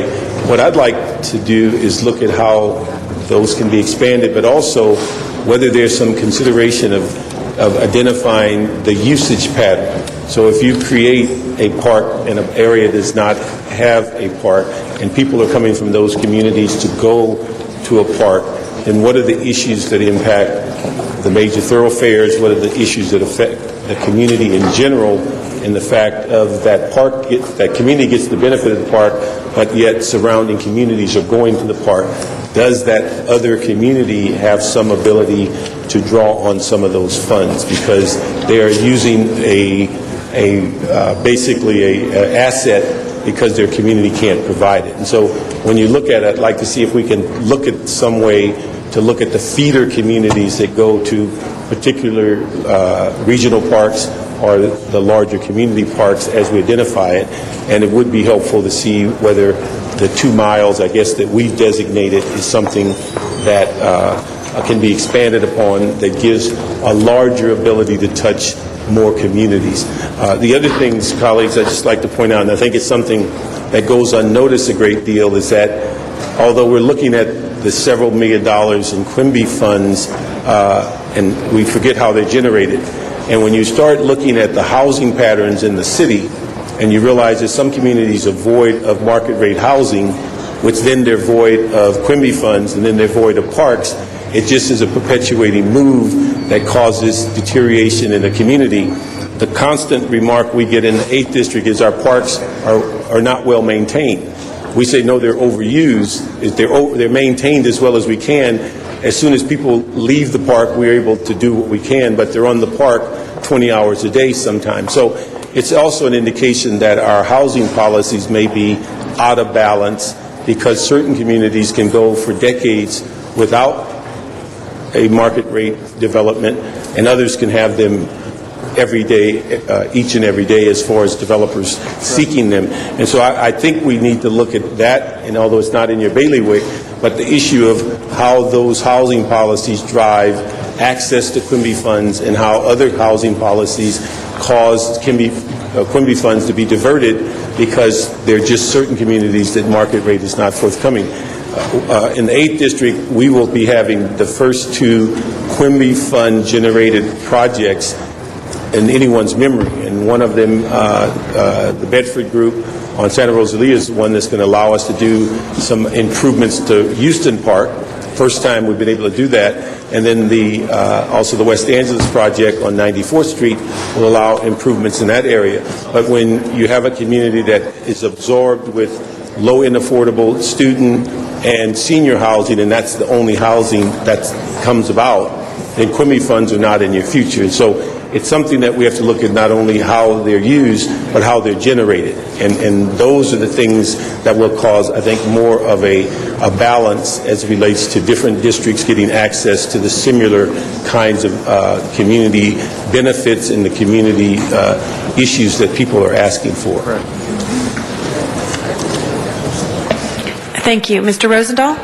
Thank you, Madam President. Let me just rattle off a few things, and then I got a couple of quick questions, okay, if I could. Quimby fees are development fees paid in lieu of incorporating open space into multi-unit development. Correct. Fees are collected by Ruck and Park and spent in accordance with council office wishes. Correct. Quimby money can only be spent within 2 miles of the development that generates them. Yes. Quimby can only be spent for capital projects at park facilities or for acquisition. Yes. Now here's a rub. Quimby fees cannot be used for personnel, maintenance, or programming. And that's the rub. Yes. So in other words, we can build a thing, we can do that, but we can't have personnel, maintenance, or programming. That's correct, too. Okay. Right now, Quimby cannot be spent on school property, but we're looking at changing that. We would like both ways. School bond money to be used to develop joint use facilities in our parks, and our monies to be able, where it makes sense, to be spent on facilities on their property. I mean, I got to say, Marlene Cantor in my district and I are talking about some housing that she wants to build on some of her stuff that we could kind of work on. So there's a creative energy coming from LAUSD, and you're right on top of that, right? Yes. Yes, okay, we're great. working. Okay. There is not 11 to 13 million available in CD11. Most of the money is earmarked. We have money, approved projects, and then projects we've been working on with you and the community groups that far exceed the amount of availability that is officially allocated. 4 parks have more than $1 million. That is Westchester, Stoner, Penmar, and Barrington. But most have big-ticket items like a new gym or skate park that is very costly. That's also correct. Even if there was a big account balance in CD11, it would be deceiving because it would be scattered pots of money that can only be spent in a 2-mile radius. That's correct also. Even if there was a big account balance, that would be good. If we ever wanted to acquire property for more open space, we need a huge amount to buy anything on the west side. That's very true for anywhere in the city. We're looking at $6 to $8 million an acre. Reckin Park has technical problems in the past adequately tracking in real time Quimby money. They have just got new software which they can demonstrate in the council that solves the problems and may help. Correct. I just spent over $400,000 on GIS technology to incorporate everything we need to do to manage monies, properties, etc. You're also working with other city departments in real estate tracking to find available properties for purchase as parks through Quimby. Both purchase and donations. There are some property that is available that people are willing to donate. It comes with some liability, but we're looking at everything to get more parkland. And I think you're also creatively thinking about open space money, maybe rooftops, freeway overpasses, underneath DWP right-of-ways. Correct. In fact, we've been working very closely with the Department of Water and Power, both at their prior reservoirs and underneath their power lines. That they've given us money, that money is available, it's being tied up in the UB. We're ready now to start putting parks into the right-of-ways in areas of greatest need. In fact, we were just down in CD10 and we looked at underneath power lines in an area where a murder took place that we can turn into a real nice community park. And my commitment is we're going to do it. You know, Del Rey is one of my jewels in my district that we're now putting on the map. We put the signs up, we got a community council active, we had all city departments, 34 of them there the other day at the Mar Vista Gardens. But there's a piece of development there, Glencoe, as we know, where all of these condos came in. That is a revenue stream that I can use in Del Rey. I don't see why not. And we're doing it together. Last question is for the guy there with his hand over his mouth. He is doing an amazing job for us on parks. Quickly tell us about the 4 or 5 skateboard parks that my constituent kids are so excited about doing. 1, when will the Venice one be done? Well, we are, Mike Shaw with Recreation and Parks. We are doing a number of skate parks and trying to advance plan a number of them in your district right now, and citywide they're very popular, so we're doing our best to address that issue. And we hope that some of this Quimby dollars could go towards some of those skate parks in those areas. The Venice one is, we've actually recently added money to it to increase the size of it, so that's going to be an amazing facility. I have to say I don't have it memorized, the schedule memorized, but I know that it's nearing completion of design. So I'm hoping within the next year and a half we could start to see some conclusion. My dream is this: make my dream a reality. Have it done next year in 2008, by the end of the year for sure. Because I know it was languishing for 8 years, and my kids grow up, and then they're no longer skateboarding. We will definitely talk to our partners in Public Works and Engineering to expedite that. Okay, Stoner Park, the same thing. I've had the kids over my West LA government building, chipping the concrete, creating all these. They have nowhere to go. And I don't want to criminalize these kids. So there's the Stoner Park. How are we doing on that? I know there's a lot of energy and a lot of support. Well, we've been meeting with your staff regularly on Stoner, and I think we've developed some conceptual ideas with the community there. So I think it's moving into the next stage of full design for that park. But I know that we have had a number of meetings with your staff about that. It should be moving forward. And the Mar Vista one? And the same park where we put it in. I think that one's actually should be done a little faster because I think we're looking at doing something over an existing tennis court or something there. So existing skating. Yeah. So that actually should be done definitely in 2008. And Westchester. Westchester. It's moving along as well. There's a larger Prop K project there that we need to coordinate closely with because there's a lot of money that's going to go into that park for Prop K. And I don't have the logistics of, I know that Prop K project is, but we're definitely working on it. Okay. Can the Quimby money be used in concert with DWP to put those solar panels on those swimming pools so I can keep my pools open? Quimby money can be used towards facility upgrades and capital improvements.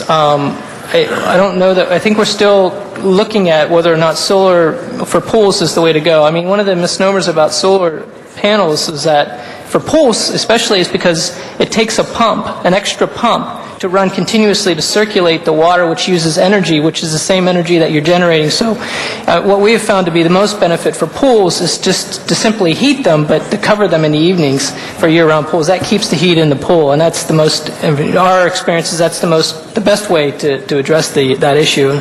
I'm not sure solar power for pools is the answer for keeping pools open. John, one last question for you.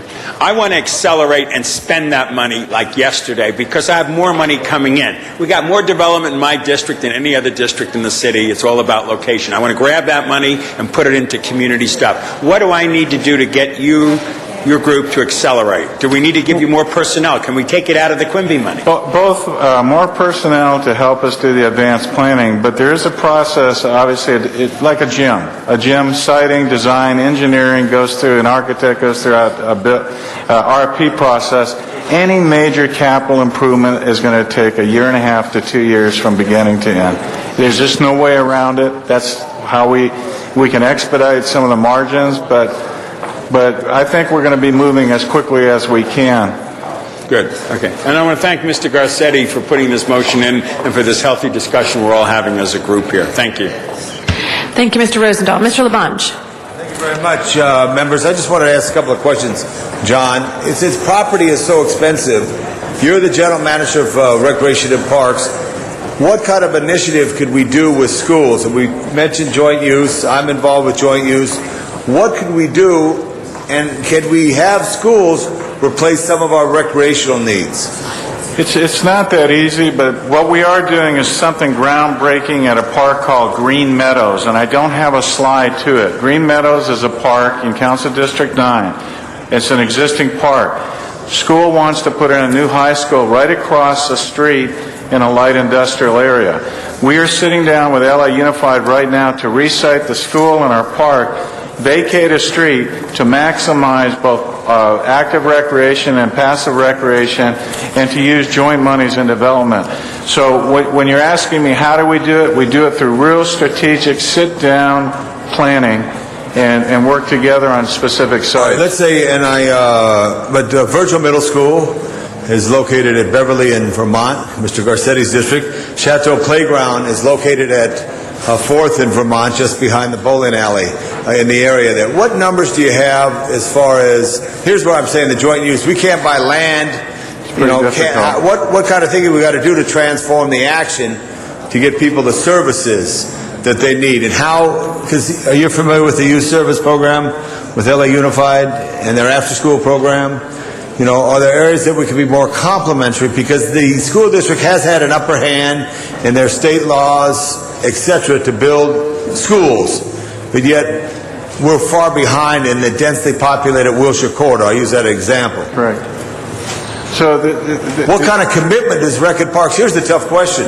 Should we take some of this money and say, LA Unified, you know, you got 2,595 kids at this school, and an after-school program, instead of having them, you know, instead of trying to buy land, remove housing, or remove commercial, we could run a different kind of park. And I do understand, because I believe Recreation Parks had a challenge at Echo Park years ago on child care, where you had to make sure you streamline all the employees, because the challenges of urban environment. Do you understand what I'm saying there? What can we do to focus on school needs on that? We do have a committee working out of the mayor's office on strictly on joint use.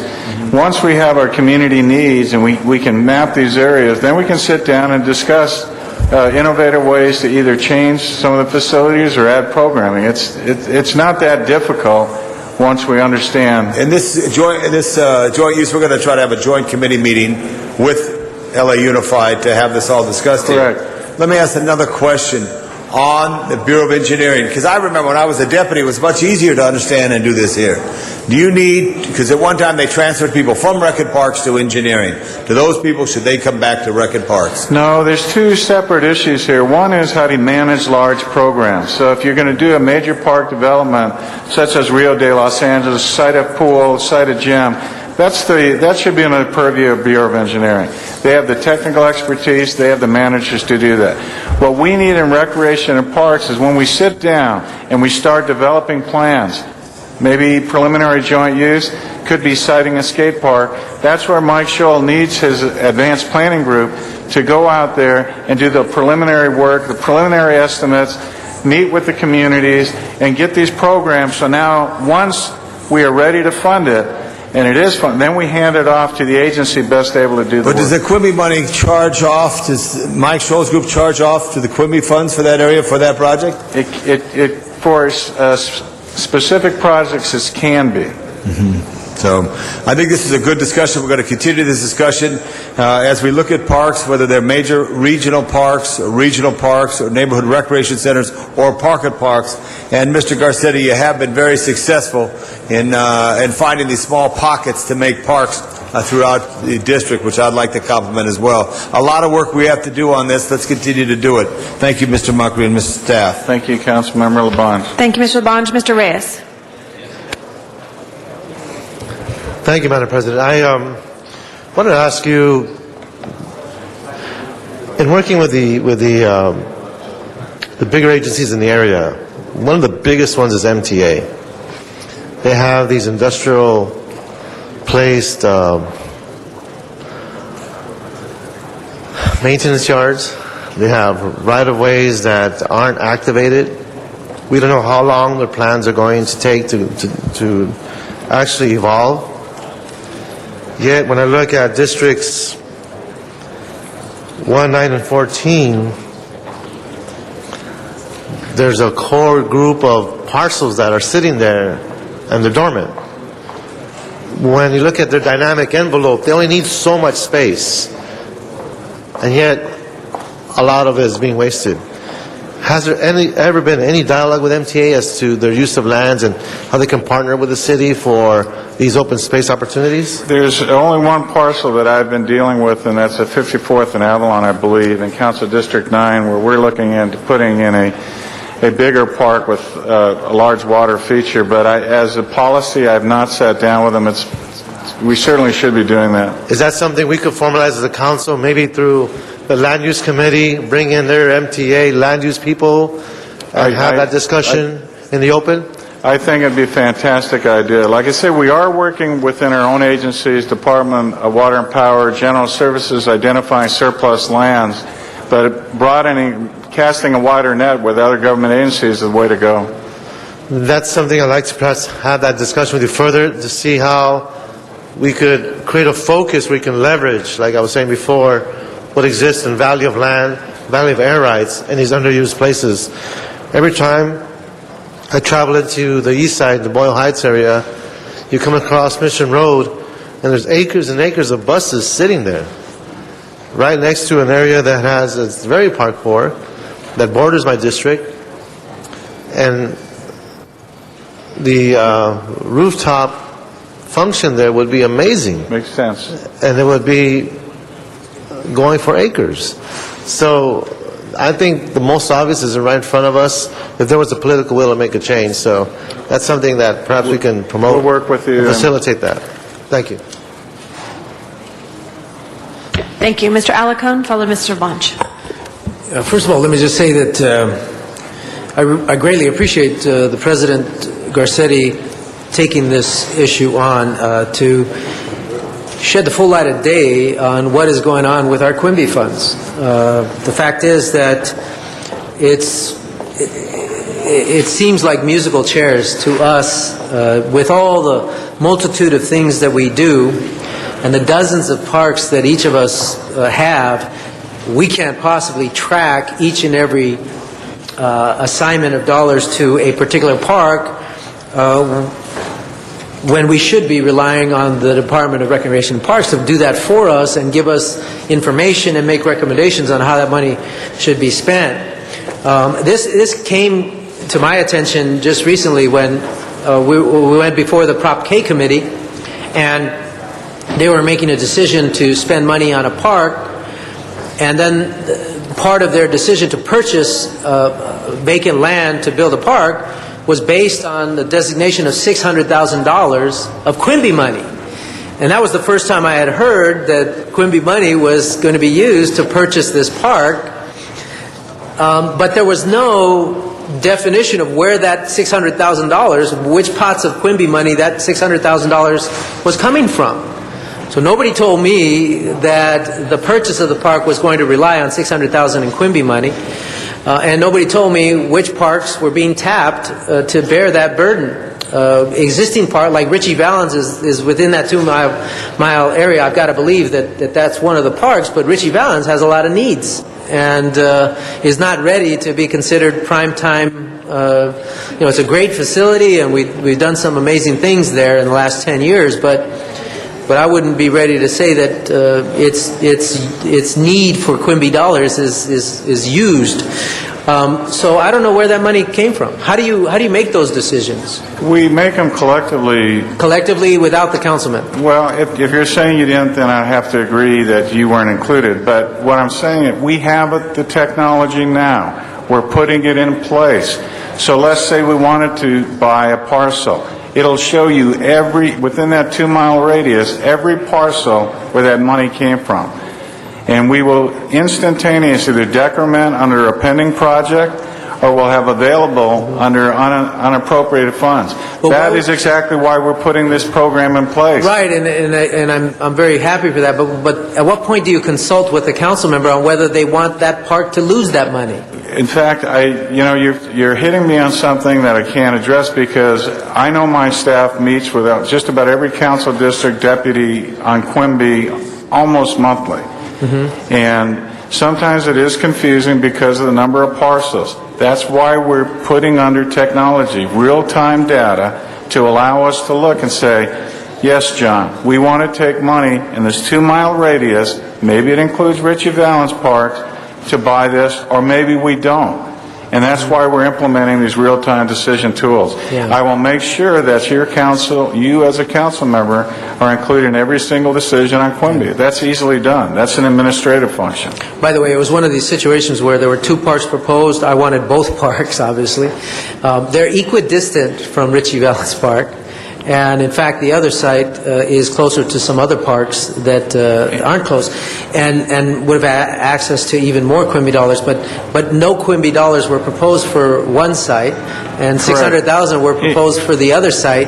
And I just didn't understand the logic of it. And if I may, that's why we're putting in this to look at leveraging Quimby dollars against other propositions, Prop 84, to buy two parks instead of putting 600,000 in one park. We know we're more successful if we bring in city dollars into a discussion on two parks rather than we have no dollars in one park and 600 where we're fully funding. We agree with you. Okay. That's exactly why we're doing what we're doing. Okay, let me just close by saying again, thank you to the President for bringing this matter to the Council and the Department for moving forward. It appears we are moving forward, and hopefully we will get to a point where there's no secrecy behind the allocation of Quimby, and it's done in a way that is in full consultation. Everybody knows what's going on. Council members, this will give you that data. Today it's done by three individuals in a department managing over $100 million using maps and protractors. We won't be using that technology. It won't be abacus-based anymore. This is going to be real-time in a client-server environment that we can track dollars, programs, parks, acquisitions, collections, pending collections against real hard statistical data. The demographics of the community. Things that we have never done before, but we are going to do now. Okay, thank you. Mr. Labange. Thank you very much, and I think what's so important, Mr. Garcetti, that the motion here is a report back for the department and committee as we go forward quarterly throughout that. And Mr. Reyes, there's a historic picture of the red car there off of Mission Road, and then the red cars are gone, and now the buses. I only hope that one day there could be a connection from Lincoln Park through that area. That is the most interesting area of the city that has an open space potential that could be, but we also have to find places for the buses and others to park. I think that's a great idea. I know Cynthia Ruiz, our President of Board of Public Works, is working on a yard situation, and the airspace above these facilities possibly could be used off of Mission Road. But anyway, thank you. This is exciting. We got to work harder, John, and you got to tell us where there's challenges, where there's hurdles, to make sure that other departments work together. Because nothing is more enjoyable for a citizen of Los Angeles who comes and enjoys a park and feels good about their park because they own the park, and we should do all we can to help improve our parks. Thank you. Thank you very much. That's the last speaker on the queue. Madam Clerk, open the roll. I think this is on the report from Arts Parks. As amended with the various requests for report backs. Thank you. Madam Clerk, open the roll, close the roll, tabulate the votes. 13 ayes. That item's been approved as amended. Next item. Council has motions for posting and referral. Those will be posted and referred. There's an excuse on the desk. Councilmember Labange. Request be excused Tuesday, November 20th for city business. A motion is required. Yes, Mr. Smith moves, Mr. Reyes seconds. That clears the desk. Thank you. Do we have any announcements today, colleagues? Any announcements? Thank you, Tom. Daylight savings over. Fix the clock. Okay. Fix the clock. To general services. Do we have adjourning motions today? Yes, we do. If we could ask everyone to please rise. Everyone in the chambers to please rise.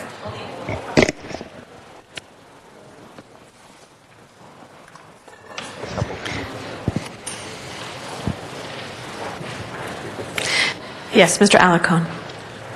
Yes, members, I'd like to ask that we adjourn in memory of Graciela de la O.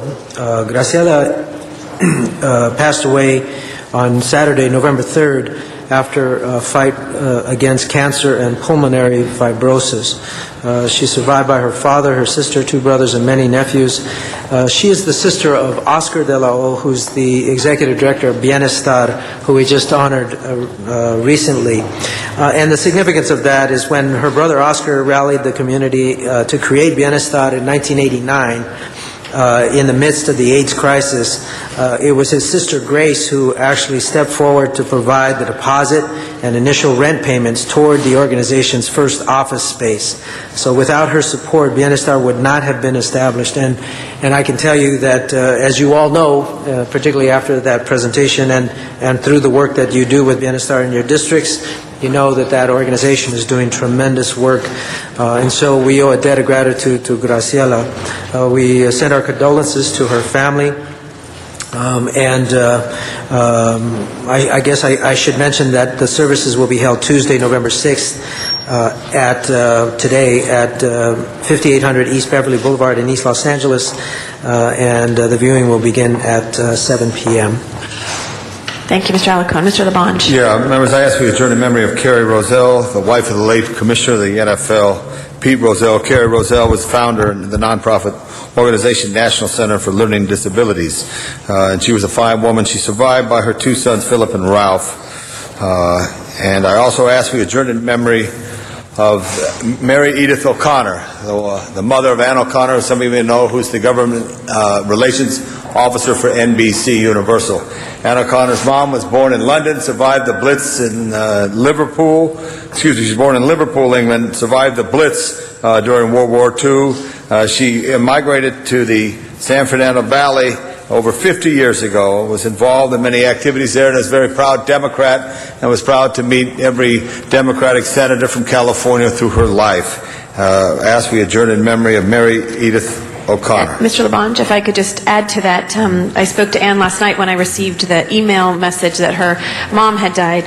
She was a very active member in my district, and Ann had been talking to us about getting her street repaved. And we promised her that actually that street will be repaved. Unfortunately, it did not happen before she passed on, but Ann's father died just a few days after my mother did, and so she lost both of her parents within a few months of one another, and I wanted to join you in that adjourning motion. Please. And our thoughts go out to Ann, all members. Thank you. Mr. Rosendahl. Thank you, Madam President. In conversation with Jim Wyatt, the CEO of the William Morris Agency yesterday, he shared with me that his mother passed last Tuesday. And I was, of course, giving him my condolences, and he said, you know, Bill, she was born July 19th, 1921. And I did my math, and she was 86 years old and lived a full life and a very productive life. Jim is the only son and child, but she had 4 grandchildren that she had a wonderful opportunity to be with. She was a great lady, and she died in Rancho Mirage, California, last Tuesday, October 30th, and she was born in New York on July 19th, 1921. May she rest in peace. Mr. Smith. Thank you, Madam President. I ask that the Council adjourn the memory of Mary Bustamante, who was born on August 6, 1921 in Arizona, came to Los Angeles, married her husband, Chuy Bustamante. She was the father of Ronnie and Chinky Bustamante and Cindy Varela, my executive secretary, who many people know here, served also Mr. Zine, John Milky Flores, and Hernani Bernardi, I think. So she's a longtime City Hall employee. The mother, Mary, passed away just the other day. I went to the funeral this morning and heard great stories about a wonderful lady who used to love to dance. She and her husband would dance for hours sometimes, and when they get out on the dance floor, they literally clear the floor and people just sit and watch them dance for hours.